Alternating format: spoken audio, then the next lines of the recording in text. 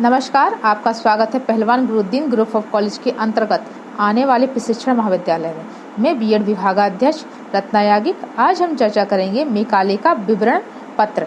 यह प्रश्न बीएड में हमेशा ही आता है कि मेकाले का विवरण पत्र कब पारित हुआ, इसका शिक्षा नीति में क्या प्रभाव पड़ा, क्या कमी रही, गुण दोष के बारे में। आंग्ल राष्ट्र विवाद को सुलझाने के लिए मेकाले ने अत्यंत गंभीरता पूर्वक 1813 के आज्ञा पत्र का विस्तार से अध्ययन किया तथा कुछ प्रमुख विवादस्थ बिंदुओं पर उसने अपनी स्पष्ट व्याख्या प्रस्तुत किया। फर्स्ट व्याख्या, साहित्य शब्द की व्याख्या। मेकाले ने स्पष्ट रूप से साहित्य शब्द की व्याख्या अंग्रेजी साहित्य के रूप में की। उसका कहना था कि प्राचीन भाषाओं जैसे संस्कृत, अरबी, फारसी के साहित्य को बनाए रखने से नवीन ज्ञान में बाधा उत्पन्न होगी। सेकंड व्याख्या, भारतीय विद्वान की व्याख्या। उसने भारतीय विद्वान में उन व्यक्तियों को सम्मिलित किया जो अंग्रेजी साहित्य जैसे मिल्टन व शेक्सपियर, पाश्चात्य दर्शन जैसे लॉक का दर्शन व विज्ञान जैसे न्यूटन की खोज इत्यादि का ज्ञाता हो। थर्ड व्याख्या, धनराशि के व्यय की व्याख्या। इसमें 1 लाख रुपए के व्यय पर उसने कंपनी की इच्छा को सर्वोपरि माना। कंपनी जिस पद पर जितना भी धन व्यय करना चाहे कर सकती है। फोर्थ व्याख्या, शिक्षा का माध्यम। उसने कड़े शब्दों में शिक्षा के माध्यम के रूप में अंग्रेजी की वकालत की। फिफ्थ व्याख्या, विज्ञान विषय की व्याख्या। विज्ञान के अंतर्गत पाश्चात्य शिक्षा पद्धति के अंतर्गत पढ़ाए जाने वाले विज्ञान को भी सम्मिलित किया। सिक्स व्याख्या, अंग्रेजी का पक्ष। मेकाले अंग्रेजी शिक्षा का घोर प्रशंसक था तथा पाश्चात्य शिक्षा व संस्कृति का उपहास उड़ाता था। उसने अंग्रेजी के पक्ष में निम्नलिखित तर्क भी प्रस्तुत किए हैं। फर्स्ट, मेकाले के अनुसार अंग्रेजी आधुनिक ज्ञान की कुंजी है व पश्चिमी भाषाओं में सर्वश्रेष्ठ है। नेक्स्ट, यह भाषा ज्ञान के क्षेत्र में पुनः जीवन की स्थापना करेगी जैसे ग्रीक व लैटिन भाषा ने इंग्लैंड की शिक्षा में किया है। नेक्स्ट, भारतीय स्वयं भी पाश्चात्य भाषाओं के स्थान पर अंग्रेजी को बढ़ाने की इच्छुक है। नेक्स्ट पॉइंट है आपका, अंग्रेजी भाषा संभ्रांत व्यक्तियों द्वारा बोलने जाने वाली भाषा है। नेक्स्ट पॉइंट है आपका, अंग्रेजी द्वारा भारत में भी अंग्रेज भारतीयों का निर्माण किया जा सकता है। नेक्स्ट पॉइंट, अंग्रेजी के ज्ञान द्वारा ब्रिटिश सरकार को अच्छे व सस्ते दूरभाषीय प्राप्त हो सकते हैं। उपयुक्त तर्कों के आधार पर मेकाले भारतीयों में एक ऐसा वर्ग स्थापित करना चाहता था जो कि सामान्यतः जनता से कोई असहानुभूति न रखे तथा पृथक रहे ताकि समाज में वर्ग संघर्ष जन्म ले। वह सरकारी कार्य हेतु कुशल क्लर्क का कार्य कर सके तथा अंग्रेजी शासन को दृढ़ता प्रदान करने में सहायता प्राप्त करे। उसका यह मत था कि भारतीयों में अंग्रेजियत फैलाकर कंपनियों का व्यापक तथा शासन के क्षेत्र में व्यापक सफलता प्राप्त होगी। यही कारण है कि अंग्रेजी शिक्षा की प्रगति में मेकाले एक मार्गदर्शन कहलाता है। अब आता है मेकाले के विवरण पत्र का मूल्यांकन। मेकाले के विवरण पत्र का मूल्यांकन 3 आधारों पर किया जा सकता है। पहला, उसका इरादा क्या था। दूसरा, यह कि उसके जो सुझाव दिए थे वे भारतीयों के कितने हित में थे। और तीसरा, यह कि उसके परिणाम भारतीयों के कितने हित में रहे।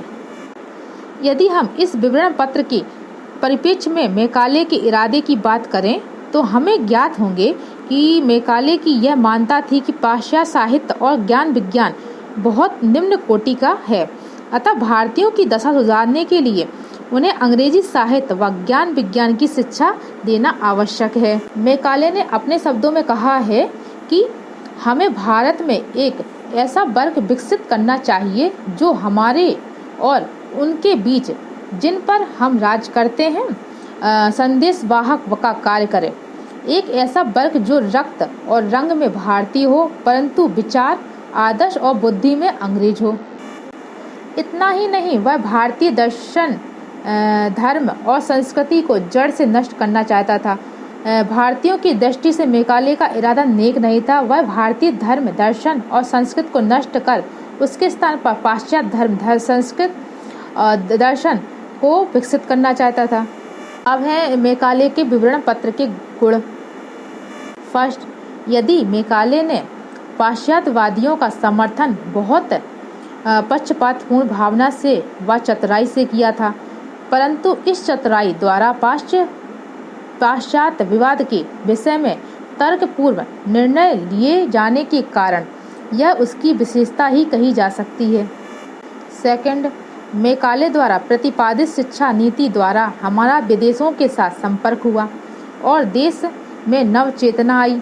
इस प्रकार उसने भारत में व्याप्त रूढ़िवादी शिक्षा के स्थान पर प्रगतिशील शिक्षा की शुरुआत की। नेक्स्ट पॉइंट, मैकाले ने पाश्चात्य भाषा, साहित्य और ज्ञान विज्ञान की वकालत करके भारत के लिए इसके द्वार खोल दिए और भारतीय भी ज्ञान प्राप्ति हेतु इंग्लैंड, अमेरिका, फ्रांस और जर्मनी इत्यादि देशों में जाने लगे। नेक्स्ट पॉइंट, कुछ विद्वानों के अनुसार अंग्रेजी शिक्षा के प्रभाव के कारण ही भारतीयों में राजनीतिक चेतना जागृत हो जाने से देशवासी समानता, स्वतंत्रता व बंधुत्व के सिद्धांत से परिचित हुए। मैकाले के समय हिंदू पाठशालाओं में हिंदू, मुस्लिम, मकतब व मदरसों में इस्लाम धर्म और ईसाई मिशनरियों में के स्कूल में ईसाई धर्म की शिक्षा अनिवार्य थी, परंतु मैकाले ने सरकार द्वारा अनुदानित स्कूलों में किसी भी धर्म की शिक्षा न देने की सिफारिश की, जिसका भारतीय संदर्भ में अच्छा प्रभाव पड़ा। नेक्स्ट पॉइंट, मैकाले द्वारा प्रतिपादित व समर्थित शिक्षा की नींव पर ही आधुनिक शिक्षा का ढांचा खड़ा हुआ है। अब आते हैं मैकाले के विवरण पत्र की कमियां व दोष। मैकाले की शिक्षा योजना में निम्नलिखित कमियां व दोष थी। फर्स्ट है, मैकाले ने 1813 के आज्ञा पत्र की धारा 43 की व्याख्या करने में पक्षपातपूर्ण रवैया दिखाया। जब उन्होंने शिक्षा के लिए स्वीकृत धनराशि को व्यय किए जाने के संबंध में कहा कि भारतीय विद्वान से अर्थ भारतीय साहित्य के विद्वानों के साथ साथ लॉक के दर्शन व मिल्टन की कविताओं को जानने वाले विद्वानों से भी है। नेक्स्ट पॉइंट, मैकाले द्वारा अंग्रेजी को शिक्षा का माध्यम बनाने का सुझाव भी अनुचित था, क्योंकि किसी भी देश के शिक्षा का माध्यम उस देश के नागरिकों की मातृभाषा होती है। अतः उसके इस सुझाव से जन शिक्षा को बड़ा ही धक्का पहुंचा। नेक्स्ट पॉइंट, मैकाले द्वारा केवल उच्च वर्ग के लिए उच्च शिक्षा की व्यवस्था का सुझाव भी मानवीय अधिकारों का हनन कहा जा सकता है, क्योंकि शिक्षा सबका जन्मसिद्ध अधिकार है, उसे किसी विशेष वर्ग तक सीमित नहीं किया जा सकता है। नेक्स्ट है, मैकाले भारत की उन्नति नहीं चाहता था, बल्कि भारतीय जनता को क्लर्क, अफसर, चपरासी आदि बनाकर ब्रिटिश शासन का गुलाम अथवा नौकर बनाना चाहता था। नेक्स्ट पॉइंट, मैकाले की शिक्षा योजना लागू हो जाने से भारत का मौलिक ज्ञान विज्ञान, यहाँ की भाषाएं व साहित्य तथा यहाँ की शिक्षा प्रणाली का बहुत नुकसान हुआ।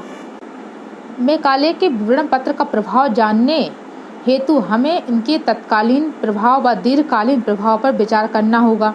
तत्कालीन प्रभाव की अभिव्यक्तित्व निम्न घटनाओं में प्रदर्शन हुई थी। फर्स्ट पॉइंट में मैकाले ने 1813 के आज्ञा पत्र की धारा 43 की व्याख्या बड़ी चतुराई व तर्कपूर्ण ढंग से की, जिसका परिणाम यह हुआ कि तत्कालीन गवर्नर जनरल लॉर्ड विलियम बेटिक इससे सहमत हो गए व उसने अंग्रेजी माध्यम से यूरोपीय ज्ञान विज्ञान प्रधान शिक्षा नीति की घोषणा कर दी और अग्र शिक्षा नीतियों का आधार बन गई। नेक्स्ट पॉइंट, इस शिक्षा नीति की घोषणा होने से अंग्रेजी माध्यम के उच्च शिक्षा के स्कूल और कॉलेज खुल जाने से हमारे देश की शिक्षा प्रणाली का विकास द्रुत गति से होने लगा। नेक्स्ट पॉइंट, सरकारी नौकरियों में नियुक्ति के समय अंग्रेजी जानने वाले अभ्यर्थियों को वरीयत दी जाने लगी। उसका आदेश तत्कालीन गवर्नर जनरल लॉर्ड हार्डिंग ने दे दिया। मैकाले के विवरण पत्र का दीर्घकालीन प्रभाव भी भारतीयों के हित में था। मैकाले द्वारा सुझाई गई यूरोपीय ज्ञान विज्ञान प्रधान शिक्षा व्यवस्था द्वारा ही भारतीयों को भी पाश्चात्य साहित्य और ज्ञान विज्ञान की जानकारी हुई। इससे भारतीयों की भौतिक उन्नति का मार्ग प्रशस्त हुआ। भारतीयों में सामाजिक जागरूकता का उदय होने से लोग सामाजिक बुराइयों को दूर करने हेतु प्रयत्नशील होने लगे। व मानव अधिकारों के ज्ञान द्वारा स्वतंत्रता समानता की भावना पनपने से उसमें राजनीतिक चेतना भी जागृत हुई। और हाँ साथियों, अभी तक अगर आपने हमारे विद्यालय का YouTube चैनल सब्सक्राइब नहीं किया है तो जल्दी सब्सक्राइब कर लें और लाइक करें, कमेंट करें, शेयर करें और हमारी अगली वीडियो जल्द ही देखने के लिए बेल आइकॉन जरूर दबाएं। धन्यवाद। जय हिंद।